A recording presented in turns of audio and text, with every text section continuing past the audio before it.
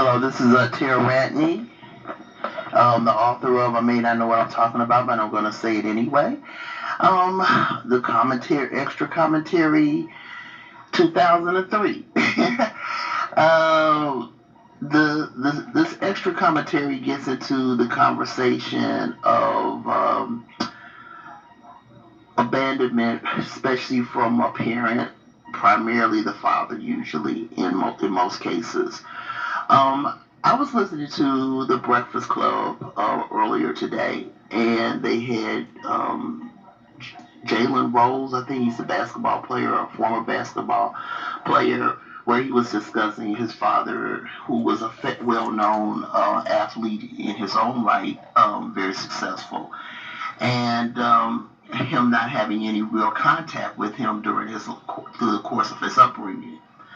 And what he did, he said something that, of course, I've always kind of agreed with. Is and this gets into the choices and into why we choose the people we choose.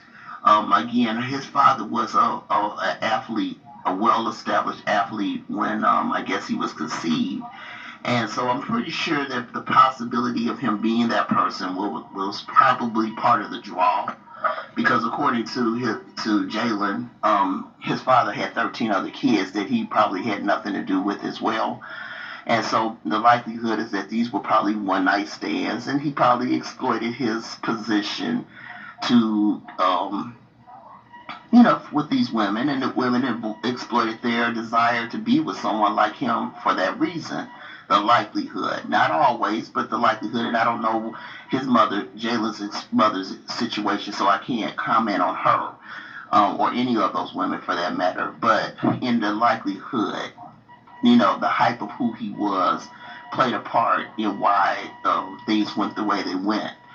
And my point, whether the situation is um, uh, as obvious as that, or even if it's on a lower end where the man might be very attractive, he has features or things that a woman desires, and she didn't do a lot of investigation as far as is this the kind of man she should be investing in.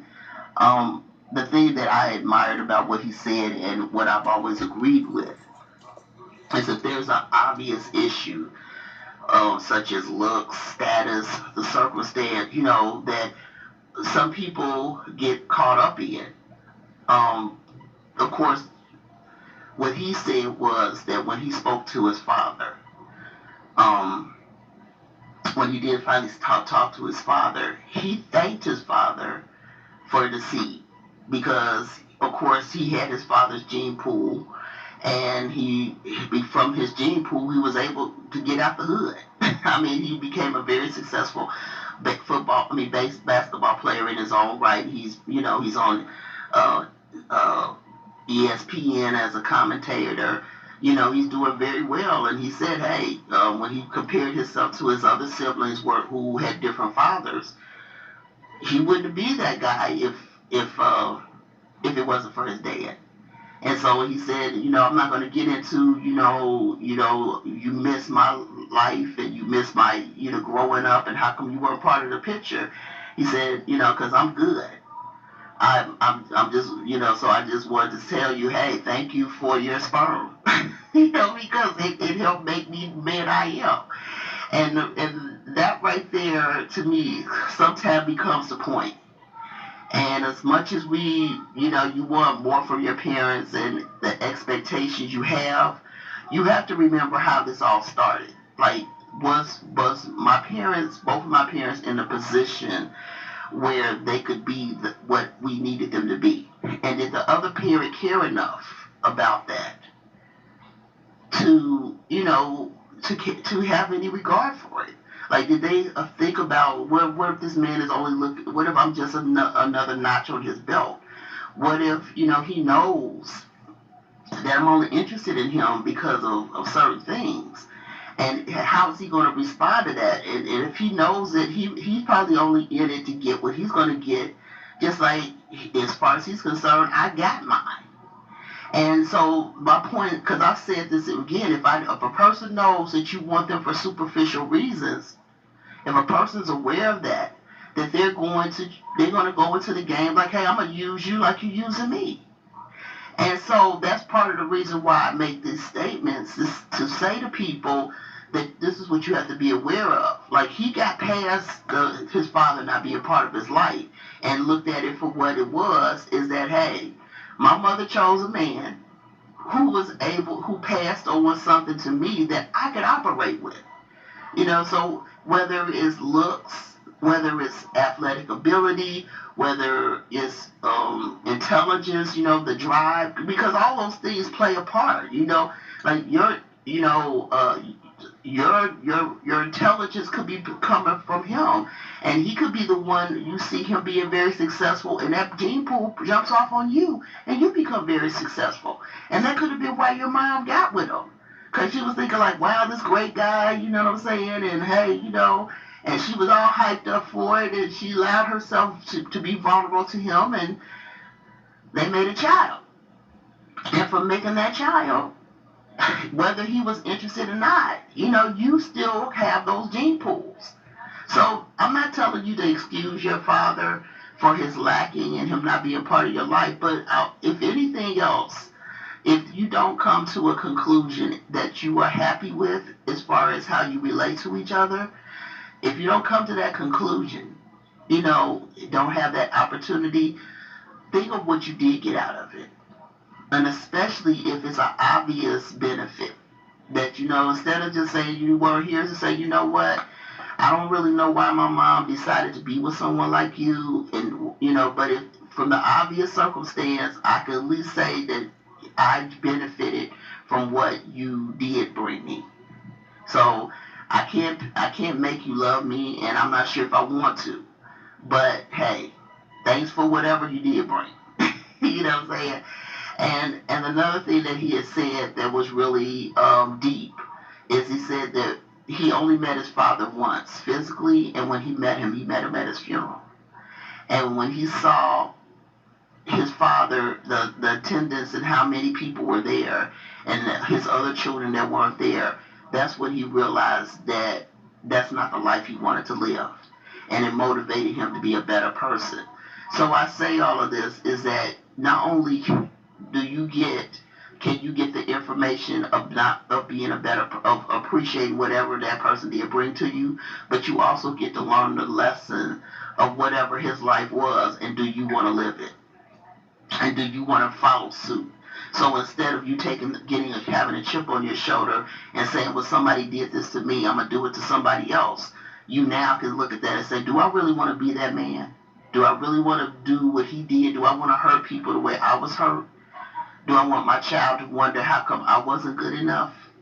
You know, do you want to carry that with you? So I thought that was a very good and a very enlightening circumstance, because in all honesty, this is the point I've been trying to make for a while now, is that when you're superficial, or you go for the obvious, and you don't do a lot of research, or you don't check things out to see if this is something you should invest in as a woman, or even a man for that matter, you get what you get. You know what I'm saying? And if you do too much, such as being intimate with somebody, and the child comes out of it, you have to deal with the consequences of that. You cannot spend all your time pointing fingers at another person. You're gonna have to suck it up and move on. And according to him, Jalen, what he said is that his mother didn't complain once about his father, and so he didn't have that overhead of your father ain't this, your father ain't that. She just raised her children, and because of that, that gave him a more positive energy and a more positive light. So that's the point I wanted to make in that. So this is Tia Radney. Thank you.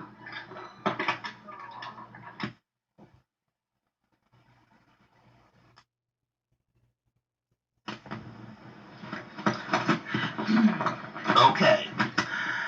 This is Tia Radney again, author of I May Not Know What I'm Talking About, but I'm going to say it anyway. Now, this particular extra relates to the black men and even black women uh, chapter where I talk a lot about, well, one of the points especially I made in the Black Men chapter about doing things for ourselves, in particular, establishing what, well, people who we have the have and the have-nots, or the people who are considered themselves progressives versus the people who they don't consider progressives.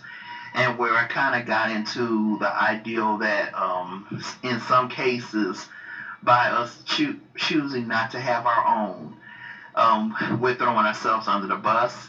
And I know the tone in which I was conversing made me sound like a separatist. But from a practical standpoint, and the thing that I really want to say here was, when we talk a lot about, the sacrifices that our ancestors made coming out of slavery and through the civil rights, it's always, anybody that kind of goes in a different direction, the first thing is said that, this is what our people fought for, certain rights, our people fought for this, and, and everything. And out of respect, I get it, I understand where they're coming from, except for one thing. What our ancestors chose to do was get in bed with the devil. And what I mean by that, I'm not necessarily categorizing white people as devil. I'm talking about the philosophy of those that we seek to win over. Um, and by saying this, and I like to compare it to a mother who chose to stay in a bad marriage, or who chose to put up with abuse because she was trying to get her children in a better circumstance. And by doing so, the mistreatment, not only was the child had to suffer through the mistreatment, or possible them being mistreated, but in most cases, because we chose to negotiate with someone who wasn't positive, it put us in a position where we have to put up with their foolishness, and it doesn't necessarily mean it's going to end because we do. And that's how I compare the state of black people when it comes to where we are right now. Yes, our ancestors sacrificed, and they did a lot to get us to a better place, and they tried to make guarantee us the ability to move forward. However, you can't move forward, or you can't negotiate with someone who really truly has not it doesn't have your best interest at heart, and they're more about oppressing you than to put you on as a partner, or look at you as an equal person. And that's where our ancestors went wrong, because their assumption was that if we got to an equal place, that we would be treated from an equal point of view. But we're never going to be treated that way, because it was already discussed that we weren't going to be treated that way. And we were never going to be looked upon in that way. So what do you do under circumstances like that? And that's why I keep going back to saying I wish that we had our own. And that's what we should be looking or working toward as a unified group, versus constantly trying to negotiate with people who will never accept you on that equal playing field. And that's what I meant when I said that our ancestors got in bed with the devil, because again, they have no intentions of putting us on equal playing field. And since they had no intentions, we will continue to suffer like we're doing in 2015 with all the things that's going on right now. We will continue. This will never stop, because when the intentions is never to make you an equal and look at you as a human being, then what are you going to fight for? There's nothing to fight for. So that's one of the points that I felt was very important to bring up. Agree with me or disagree with me, but you have to look at the facts. Things haven't changed since we got here. And for all the fighting that everybody has done, all the sacrificing everybody has done, all the marching everybody's done, where are we at? So that's tyranny, and that's the end of the commentary for this particular subject. Thank you. Okay, those are some commentaries from the black men issue. Like I said before, I didn't get into all the points that I made. Again, that like I said before, time's constraints, and again, that's what the book is for. So please forgive me if you believe I am leaving you hanging, because I am not. I am not supposed to give you all the details. In any case, I'm signing off, and we will be moving on to some other miscellaneous commentaries. But this is it for the black man. Thank you.